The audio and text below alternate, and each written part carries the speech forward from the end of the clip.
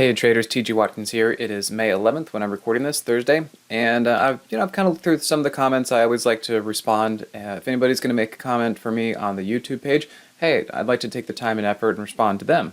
And one thing that I've kind of seen consistently is people kind of say like, oh, this came out late, or what am I supposed to do with this information? It's not accurate at the time because it came out a day late. What am I supposed to do with this?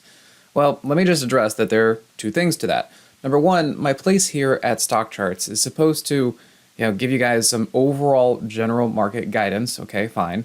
But also I'm supposed to be just showing you how the Moxie Indicator works. Okay, I have a service here that is the Moxie Indicator Mastery. This is the live trading room. If you guys are interested in joining that, that's where you get all of the live stuff. That is my room. That is where I spend the bulk of my time. I do videos like this. I do my newsletters. I do things like this after the market closes because these are free. And this is where I'm giving away free information. So if you guys don't find this useful, then come on over to the actual trading room to where you guys can interact with me, ask me questions, and see everything that I am actually talking about.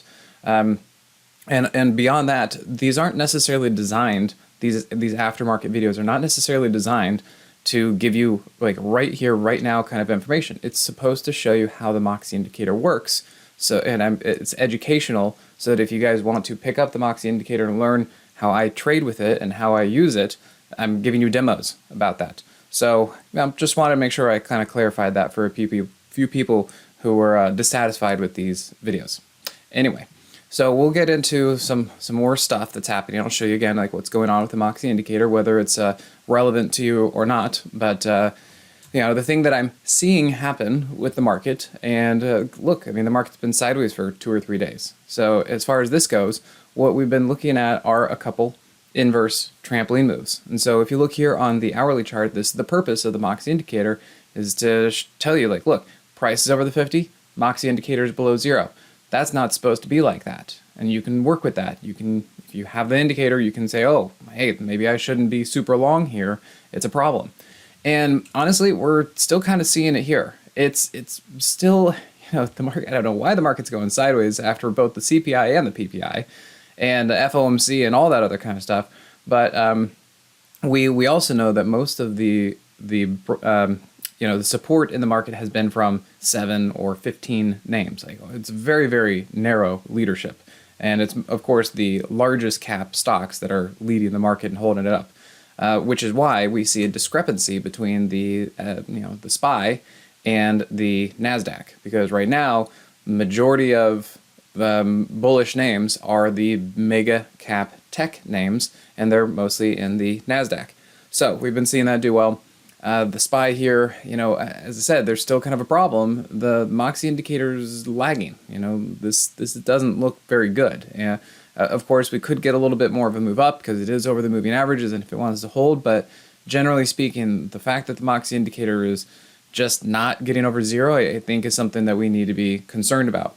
And I'm also watching here, if we are eroding that distance between the 8 and 21, such that it could actually go here the next time or whenever it wants to, that is a thing. So right now, okay, I'm leaning towards, well, I'm not leaning towards the bullish side. I have to say that technically it's bullish because the 8 is over the 21. But what could be happening is we could be in a process of wearing out that bullishness if it then wants to go down. So that's kind of how I have to show it to you there. And then if we look at the RSP, no, hang on. So let's get the RSP over here too. And if we look at the RSP, this does not look great. Right? This thing looks like it is a head and shoulders. So you can see there's one shoulder, there's the head, and there's the other shoulder, and it's accurate because this shoulder is higher than this shoulder. So that's pretty official. And we also see that price is basically running into the underside of a downtrending daily 50 with the Moxie Indicator below 0. And if we look at the hourly chart, it still persists. If we look even further on this, we're seeing there was the inverse trampoline move that we could see even pretty clearly on the regular SPY. But here the RSP, which is the equal weight, it can't even get over the hourly 50, and the Moxie Indicator continues to be below 0, which is, it's demonstrating that only the big mega caps are rising the market, keeping the indexes up. So it's masking a lot of what's happening underneath the surface. Another way to look at this is you can use breadth indicators. We can look at the new highs versus new lows. And a couple things that are concerning is that the market's basically sideways, maybe kind of leaning towards the upside. And we could see that new highs were expanding for a while and new lows were expanding also. Now, maybe some of you guys kind of pick up on that and see what that is. That's starting to get into the territory of Hindenburg omen type stuff, having new highs and new lows expand. That is not a great situation. But today we saw that new highs fell off and new lows are holding. They're picking up a little bit and holding, that kind of thing. And then if we come over here, we can look at breadth a different way. Let's see how many names in the S&P are over their 20-day SMA versus the 50-day SMA versus the 200-day SMA. Initially, they were all kind of neutral. And you could maybe say there was a double bottom in here, and we're going to see if it ticked up. Well, now, again, the market's really not doing much, but underneath the surface, names are not rising. They seem to be ticking down. They seem to be wearing down. And so this is building a picture of caution and concentration, that a lot of the moves are happening in just a few names. So what are some of those names? Again, let's take a look at the NASDAQ, because you can see, yes, the NASDAQ continues to move up. Is this healthy? No, probably not. We'll have to see how long this can go for.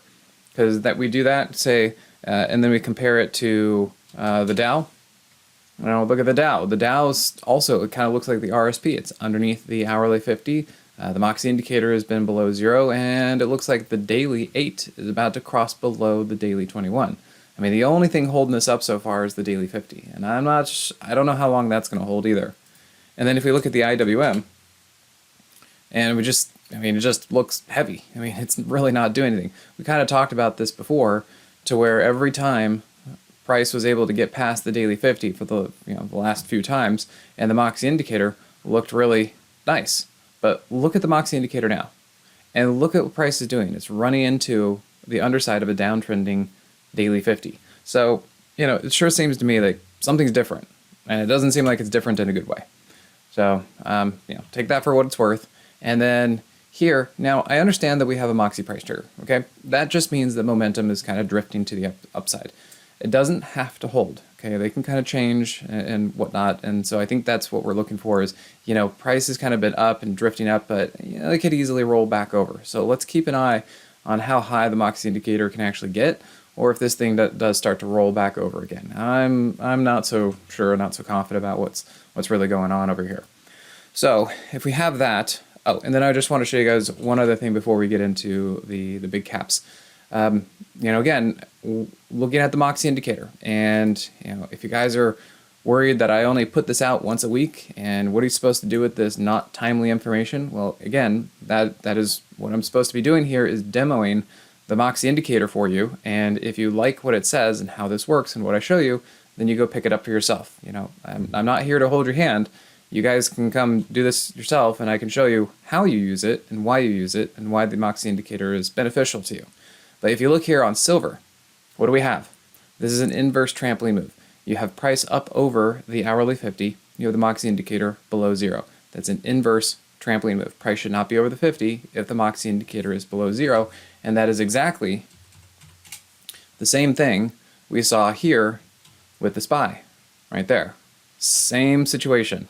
So again, not that I'm trying to give you timely things to work with, but I'm trying to teach you how the Moxie Indicator works. Now, for GDX, as an example, it had a little bit more oomph, okay? So yes, the Moxie Indicator did fire a little bit. And this is kind of what I was saying about the IWM. Like, yes, the IWM has the hourly Moxie Indicator firing. I don't think this is real. It's not the right situation. Things aren't looking good. And there was a double top in through there. And basically, this is what I call the tail wagging the dog. Price went up like that, and it yanked the Moxie Indicator up. It wasn't the Moxie Indicator that had a setup. It didn't have divergence. It didn't have anything like that actually did this. It was more of a bounce off of moving averages, and then it shot up. And then, maybe a combination of FOMC and, whatever, bigger news or bigger macro stuff that we have going on. But the Moxie Indicator pretty much said, like, look, this is not a good setup. And we didn't we're looking at it, but we didn't chase it. And so, I'm glad to have missed that because it didn't work. And you could look at silver as a pretty good example for that too. That one was very, very clear. Now, what's holding the market up? Well, Google today, Google definitely helped. I think something with Microsoft and AI and all that kind of stuff. So, big move on that. Is this sustainable? I don't know how sustainable this is. That could be a problem. So just kind of keep that in mind. How about Amazon? Finally getting to move to the upside too.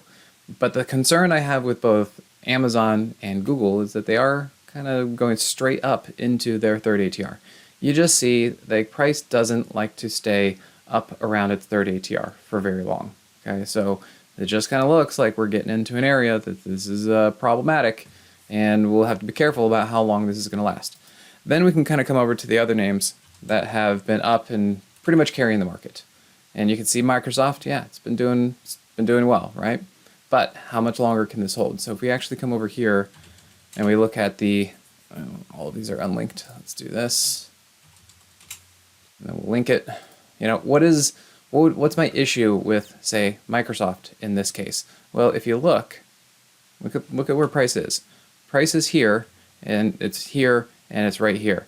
It is basically at a previous all-time high. It's at resistance. It's at a natural resistance area.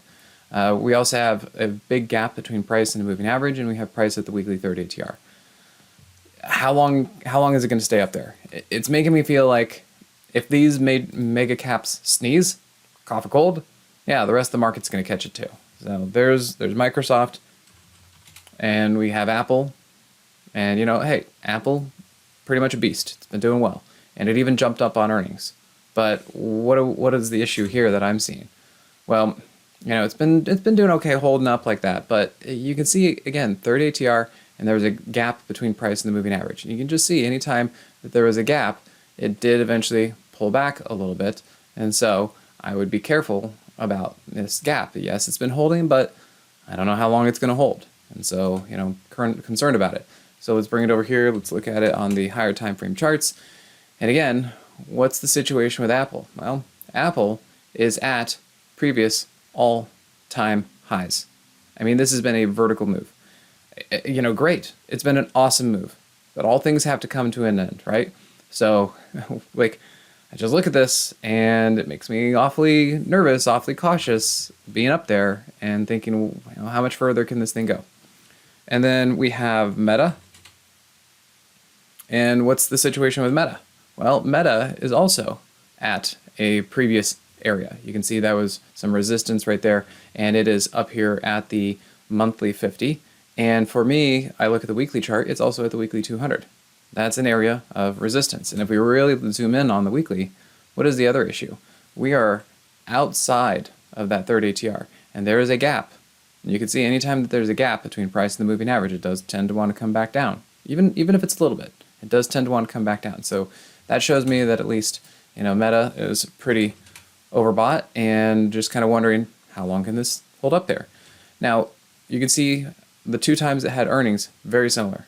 Outside of the third ATR, off the 8 EMA, and it had to pull back. So this is something I was telling my subscribers. So again, sorry if this wasn't timely for you, but I was telling my subscribers, this is probably a great place to sell calls. And, I'm not an options trader, so I couldn't give too much guidance, but I said, you know what? It is unlikely the price is going to keep going up from there. So I think a good idea would be to sell calls up there. And so far that worked. I wouldn't have necessarily said directional to the downside, mostly because I didn't know how far it was going to fall. But I think selling to the upside would have been good. And look what we have now here. Inverse trampoline move. So I think you guys need to take this into account, see what's out there, and realize that the market has a very narrow breadth, and underneath the surface, things aren't looking that great. So do be careful out there. All right, guys, thanks again. I'll see you at the next one.